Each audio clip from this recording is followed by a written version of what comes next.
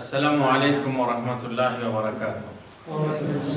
আলহামদুলিল্লাহি রাব্বিল আলামিন ওয়াস সালাতু ওয়াস সালামু আলা রাসূলিল কারীম ওয়া আলা আলিহি ওয়া সাহবিহি আজমাইন। আজকের আলোচনায় আমরা পাপের প্রভাব দেখব রুজির উপরে। রুজি আল্লাহ তাআলার পক্ষ থেকে, ইন্নাল্লাহা হুয়ার রাজ্জাকু যুল কুওয়াতিল মাতিন। রুজি কে দেয়? আল্লাহ। রুজি দেনেওয়ালা আল্লাহ তাআলা, হুয়ার রাজ্জাক, তিনি হচ্ছেন রুজি দাতা। তিনি, তার হাতেই আছে বরকতের সমস্ত রকমের রুজির চাবিকাঠি।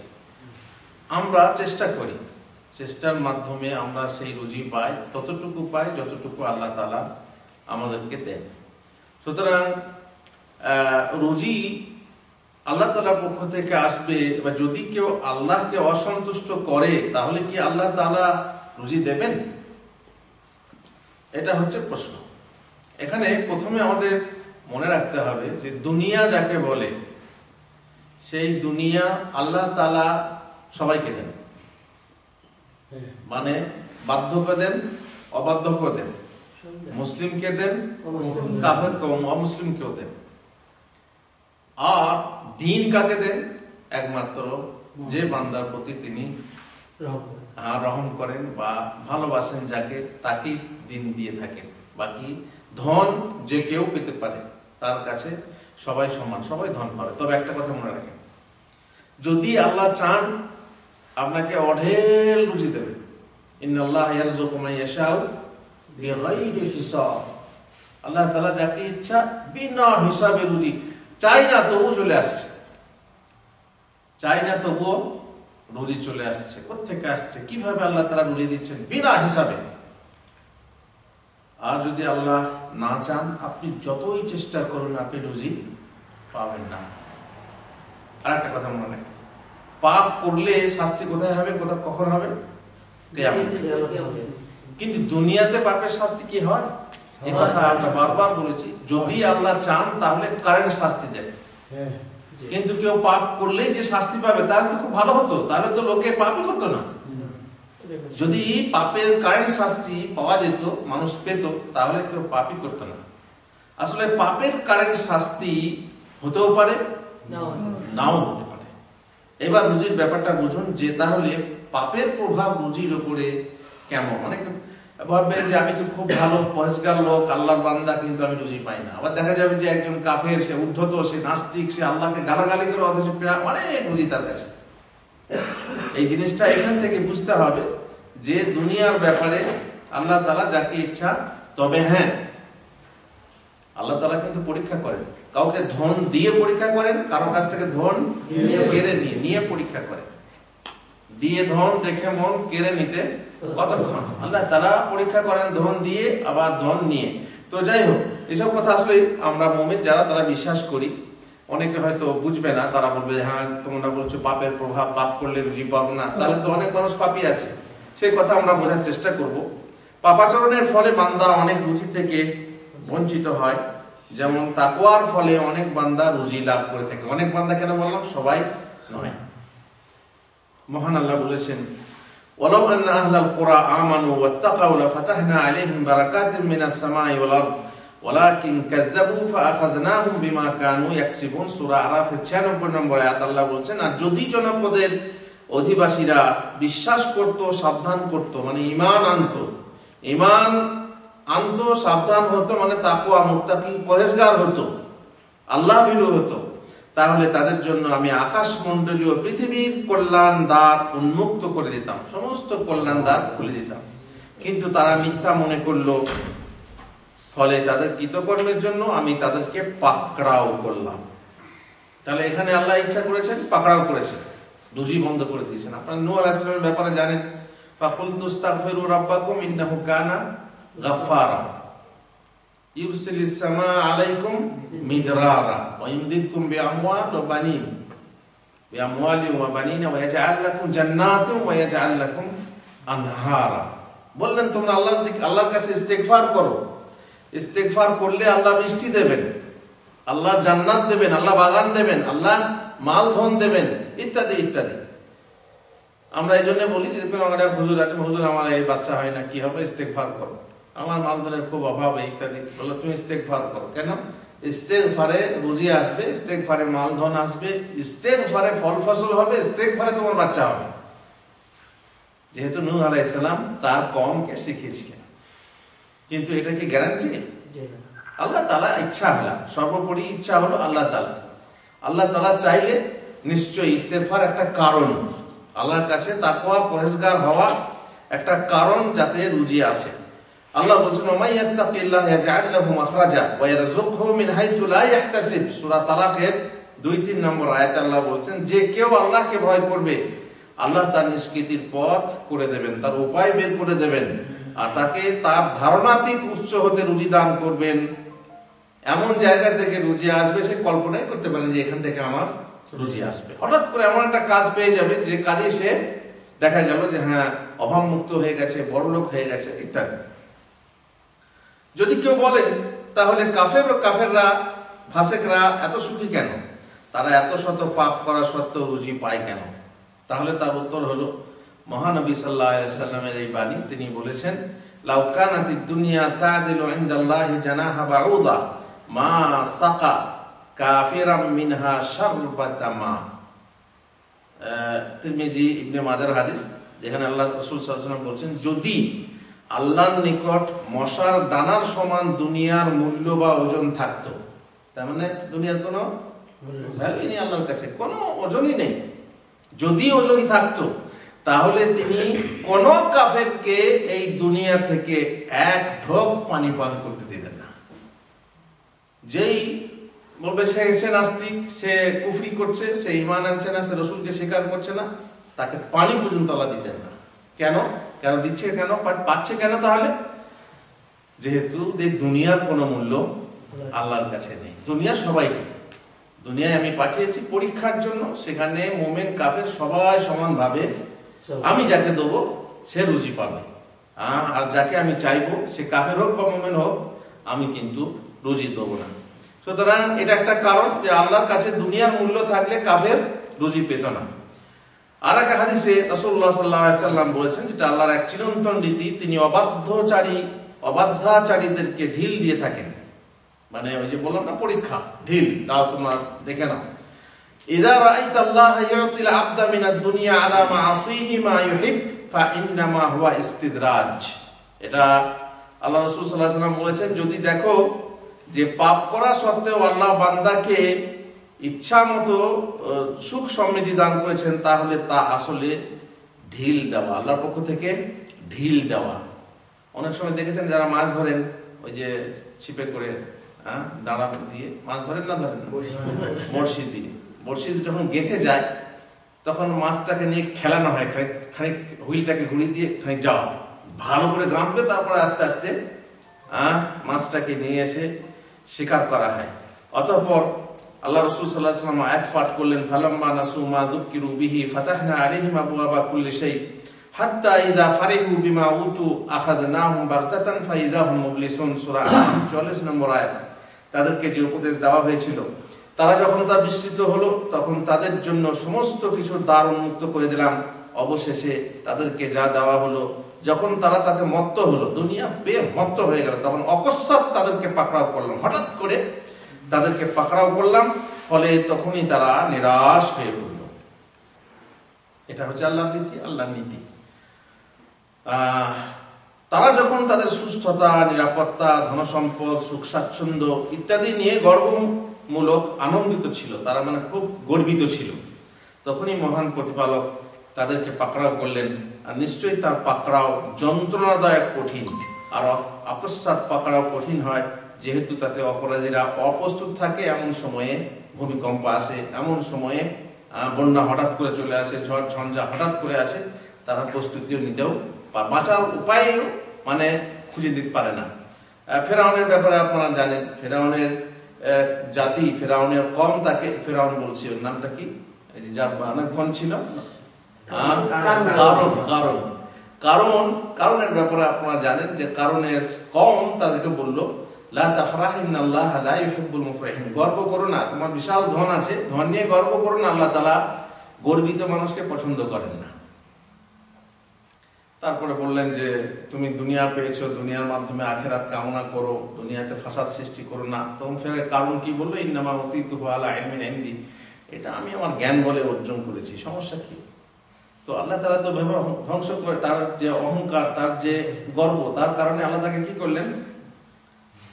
করলেন, ধসিয়ে দিলেন। তার আগে ওয়াকাল আল্লাযীনা ইউরিদুনা আল হায়াতাদ দুনিয়া ইয়া লাইতা লানা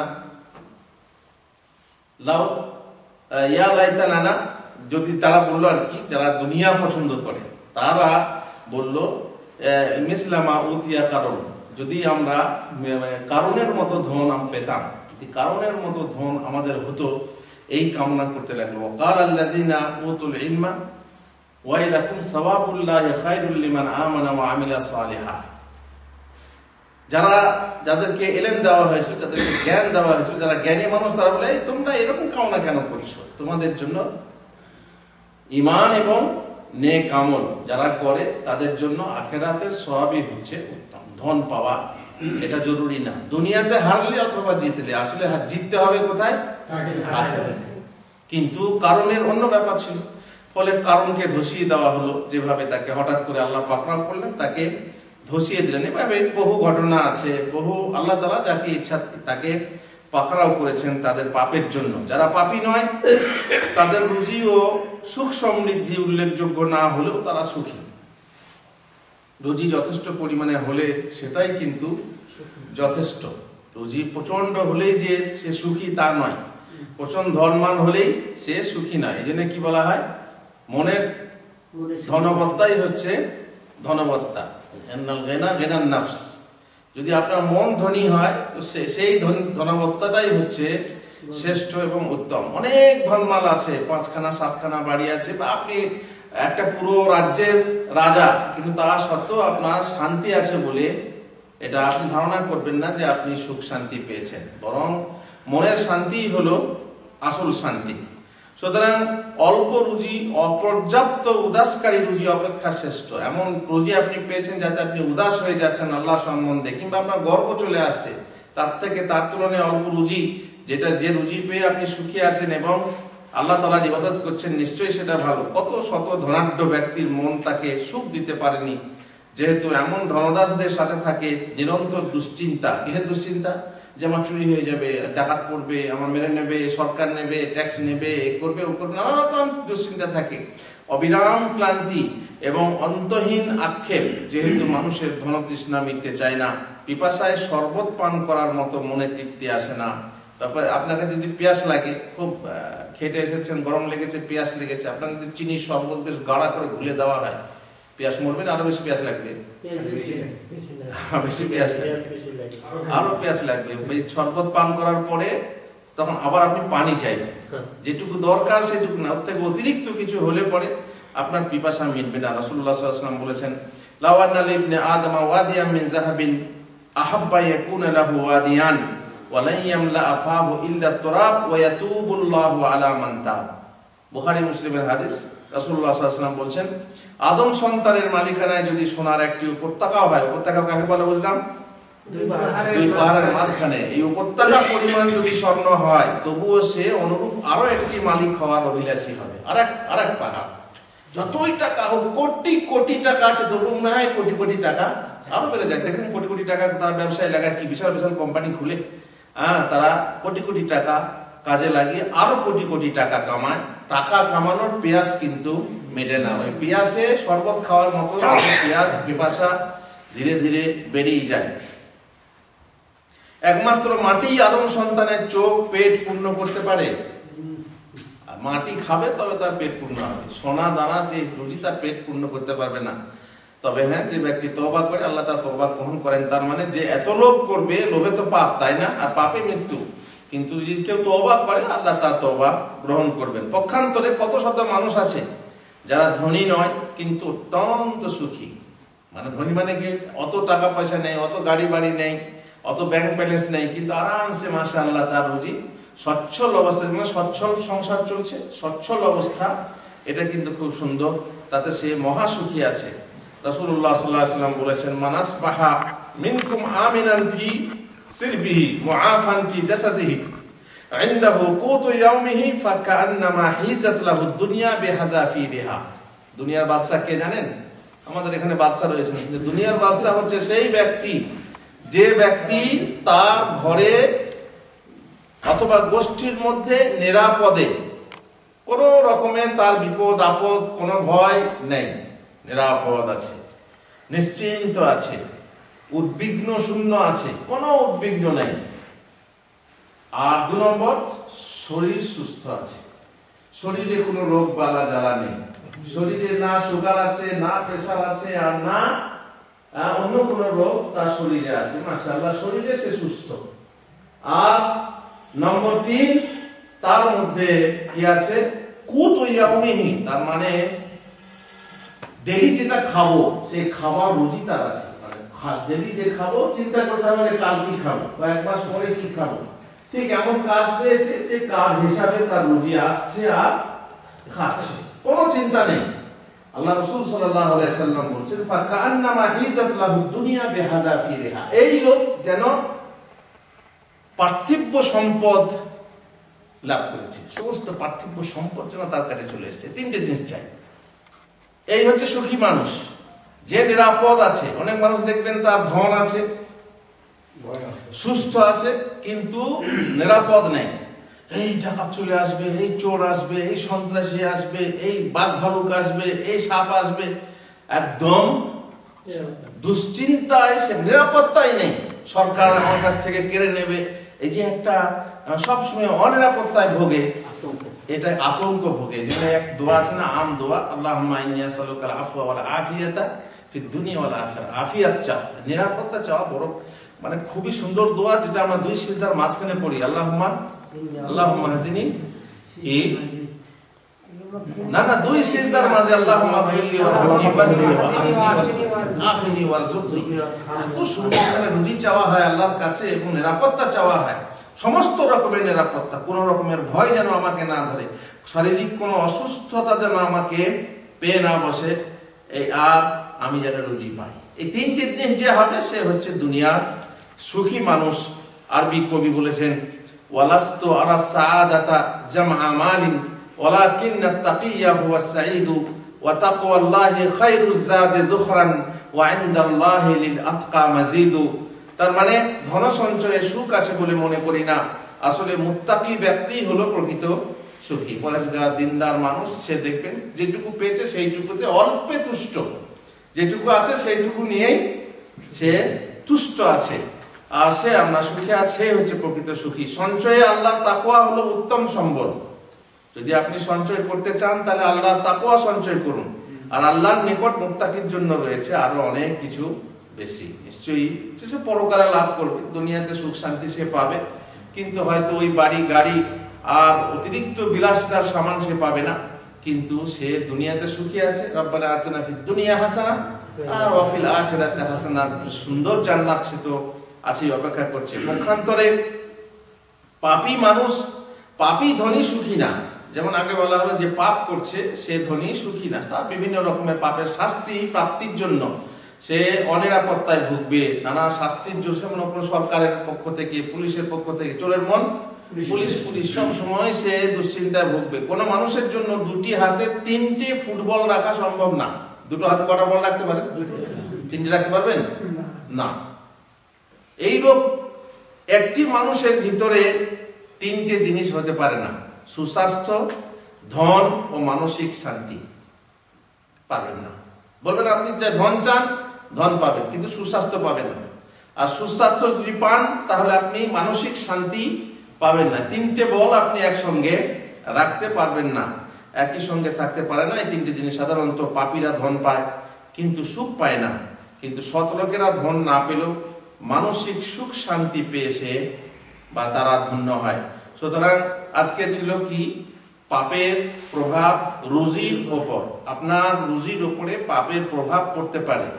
কখনো কখনো আপনার পাপের শাস্তি কারেন্ট আসে। আল্লাহ তাআলা আপনাকে রুজি না দিয়ে কি করেন? পরীক্ষা করেন। আল্লাহ নাকুম বিশাইইন মিনাল খাউফি ওয়াল জুই ওয়া নাকসি মিনাল আমওয়ালি ওয়াল আনফুসি ওয়াস সামারাত ওয়া বাশশিরিস সাবিরিন। আল্লাহ তাআলা বলেন আমি পরীক্ষা করব, অবশ্যই পরীক্ষা করব। তোমাদেরকে মাল ধন কম দিয়ে, তারপরে কাউকে মেরে দিয়ে মানে জান কেড়ে নিয়ে ইত্যাদি তোমাদের রোগ বালা দিয়ে জ্বালা দিয়ে তোমাদেরকে আমি পরীক্ষা করবো। পরীক্ষা দুনিয়ার পরীক্ষা। আর আপনারা এমনিতেই জানেন যে মোমেনদের জন্য দুনিয়া হলো কি জেলখানা, জেলখানা, তাই না? তো জেলের মতো থাকতে হবে। এখানে আপনি সুখ শান্তি খুবই কম পাবেন। তবুও আপনি যদি আল্লাহর দিন মেনে চলেন আর পরিবেশে যদি আল্লাহর দিন থাকে, ওই যে বললাম না মরুর যেটা ট্রাফিক আইন শুধু আপনি মানবেন আর অন্য কেউ ট্রাফিক মানবে না, তাই অ্যাক্সিডেন্ট হবে না? হবে না? হিরন গাড়ি নিয়ে যাচ্ছে, সে আমরা লাল সবুজ মানছে, আর বাদশাহ ওদিক থেকে গাড়ি নিয়ে আসছে, সে লাল সবুজ বোঝে না, দিল চালিয়ে দিল, এদিকে হিরনের সবুজ আছে আর বাদশাহ নামদারা লাল আছে, ও বসে এসবের কি দরকার আছে? যে অ্যাক্সিডেন্ট হবে না? হবে না? অ্যাক্সিডেন্ট হবে। শুধু একাধিক মানলে হবে না, দিনের পরিবেশ সৃষ্টি করতে হবে, তাহলে দিনই পরিবেশ থাকবে আপনার সুখ শান্তি আছে। আল্লাহ তাআলা যাকে সুখ দেবেন সে সুখ পাবে, পারিবারিক হিসাবে সুখ, তারপরে ছেলে মেয়ে নিয়ে সুখ। সুখ তো বহু রকমের আছে, তাই না? এক তো মা বাপ নিয়ে সুখ, কারো মা বাপ ভালো নয়, ফলে ছেলে অসুখ মানে সুখ অসুখী, সুখী না। কারো কেউ আবার স্ত্রী পেয়েছে, স্ত্রী নিয়ে সুখী না। কোন স্ত্রী আবার এমন স্বামী পেয়েছে, স্বামী নিয়ে সুখী না। তারপর স্বামী স্ত্রী আবার সুখী, তারপরে ছেলে সন্তান হলো, ছেলে নিয়ে সুখী না। মেয়ে আবার মেয়ে বিয়ে দেওয়া হলো, জামাই নিয়ে সুখী না। কত রকম অসুখ অশান্তি। আল্লাহুল মুস্তাআন। এই আল্লাহ যাকে সুখ দেন সেই মাত্র সুখী হয় দুনিয়াতে এবং আখিরাতে। তবু যেটা রাখতে হবে, দুনিয়া হচ্ছে জেলখানার মতো, কষ্ট হবে, আর সেই কষ্টে সবুর করতে হবে, ধৈর্য ধারণ করতে হবে। ওয়া ইলাক্কাহা ওয়ালা ইলাক্কাহা ইল্লা সাবিরুন। ধৈর্যশীল ছাড়া কিন্তু এই সুখ পাবে না, শান্তি পাবে না। এই কথা আমাদেরকে জেনে রাখতে হবে। আল্লাহ আমাদেরকে তৌফিক দেন যেন আমরা ঠিকঠাক রুজি পাই। যে দুই সিজদার মাঝখানে দোয়া, তারপর আল্লাহুম্মা কফিনা বিহালালিকা আন হারামিক ওয়া আগনিনা বিফাদলিকা আম্মান সিওয়াক। সবসময় হালাল রুজি অনুসন্ধান করার চেষ্টা করতে হবে। যেভাবে আসছে কামাতে লাগলাম, শুরু করলাম, হারাম হালাল দেখলাম না, এরকম যেন না হয়। হালাল রুজি সবসময় চেষ্টা থাকবে, আর আপনার ভাগ্যে যতটুকু লেখা আছে ততটুকু।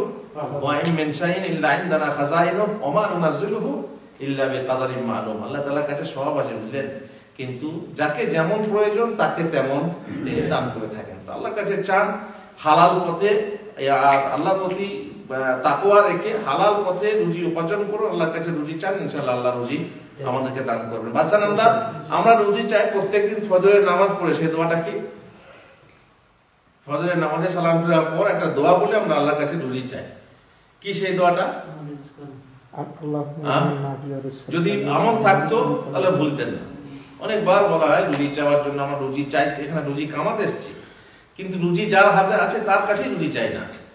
খালি কাফিলের কাছে রুজি চাই, কাজ কোথায় খুঁজি, জামে মসজিদের সামনে বসে রুজি রুজি করি, কিন্তু যার কাছে রুজির চাবিকাঠি তার কাছে রুজি চাই না, তাই না? পাওয়া যাবে রুজি? যদি আমল থাকতো ফজরের নামাজের পর রুজি চাইতেন আল্লাহর কাছে। প্রত্যেক দিন ফজরের নামাজ পড়ুন জামাত সহকারে, আপনি আল্লাহর জিম্মায় চলে গেলেন। ফজরের নামাজে সালাম ফেরার পর এই দোয়াটা করুন, আল্লাহর কাছে রুজি চাইবেন। আল্লাহ তাআলার কাছে রুজির চাবিকাঠি আছে, রুজির চাবি খুলে দেবেন। কি সেই দোয়াটা? কে বলতে পারবে? আল্লাহুম্মা ইন্নী আসআলুকা ইলমান নাফিআ ওয়া রিজকান তাইয়্যিবা ওয়া আমালান মুতাকাব্বালা। প্রত্যেকদিন ফজরের নামাজ পড়ে একবার করে পড়ে। এমনি আপনি উপকারী ইলম চাইছেন, হালাল রুজি চাইছেন, আর কবুলযোগ্য আমল চাইছেন। আল্লাহু আকবার। এর থেকে কি আছে? রুজি যার হাতে আছে তার কাছে চাই না। কাফিলের কাছে রুজি চাই, ওই কাজের কাছে রুজি চাই, জামে মসজিদের সামনে গিয়ে রুজি চাই, তারপরে কোথায় কলকারখানায় মালিকের কাছে, ওর কাছে গিয়ে, মাজরাওয়ালার কাছে গিয়ে আমার চাকরি দাও, আমার কাজ দাও। আচ্ছা, রুজি কার কাছে আছে? যার কাছে আছে তার কাছে চাই না। আল্লাহুল মুস্তাআন। সুতরাং ভালো করে খেয়াল করে দুই সিজদার মাঝখানে দোয়াটা মানে বুঝে পড়বেন, এবং এই যে ফজরের পর বললাম আর ওটা আল্লাহুম্মা কফিনি বিহালালিকা, ওটাও আছে। দোয়া পড়লে ইনশাআল্লাহ হালাল রুজি পাবেন। আর আল্লাহকে সন্তুষ্ট করলে আল্লাহ রুজির চাবিকাঠি দিয়ে আপনার রুজির দরজা খুলে দেবেন। আপনার কাছে এমন রুজি আসতে থাকবে যে আপনি বিনা হিসাবে বুঝতেই পারবেন না যে এত রুজি, সামাল সামাল অবস্থা, তবুও রুজি আপনি নিতে পারবেন না, এত রুজি। যাই হোক, আল্লাহ তাআলা যাকে তৌফিক দেবেন সে অবশ্যই পারবে। আল্লাহ তাআলা সবাইকে তৌফিক দেন। আল্লাহুম্মা আমিন। রব্বানা আতিনা ফিদ দুনিয়া হাসানা ওয়া ফিল আখিরাতি হাসানা ওয়া কিনা আযাবান নার। আল্লাহুম্মা কফিনা বিহালালিকা আন হারামিক ওয়া আগনিনা বিফাদলিকা আম্মান সিওয়াক। ওয়া সাল্লাল্লাহু আলা নাবিয়িনা মুহাম্মদ ওয়া আলা আলিহি ওয়া সাহবিহি আজমাইন।